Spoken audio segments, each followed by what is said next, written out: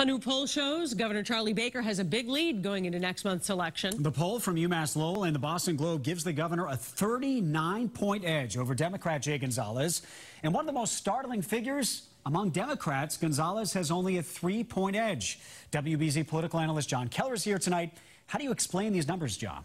Well, Liam, Paula, they're the result of a concerted effort by Baker, at least in part, to distance himself from many of his own party's signature positions. And that was never more obvious than in last night's WBZ debate.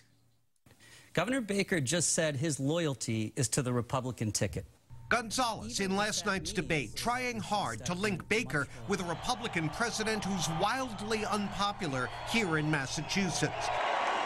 But on issue after issue, the governor made it clear he's been busy building a wall between himself and his party's Trump-era profile. For instance, 80% of Republicans support the elevation of Judge Brett Kavanaugh to the Supreme Court, but Baker isn't one of them. I was concerned about Justice Kavanaugh's nomination in the first place, and I'm especially concerned about his confirmation at this point. In the most recent Gallup poll on the subject, 88% of Republicans have a favorable view of the National Rifle Association. I mean, I'm getting sued right now by the NRA.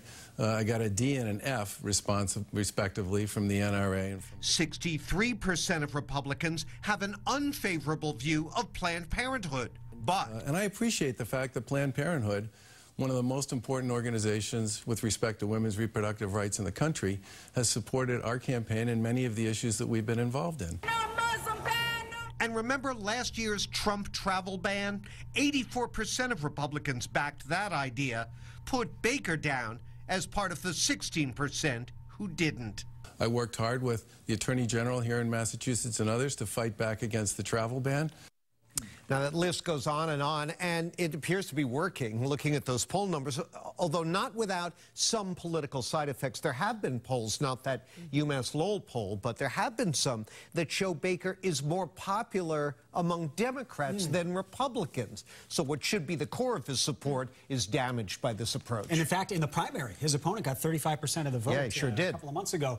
One thing I did want to ask, does he have a vulnerability in that he endorsed Jeff Deal and the Republican ticket? Jeff Deal, of course, is connected to President Trump. President Trump's not popular here in Massachusetts. Only if there's a massive blue wave right here in Massachusetts. So they're talking about that around the country.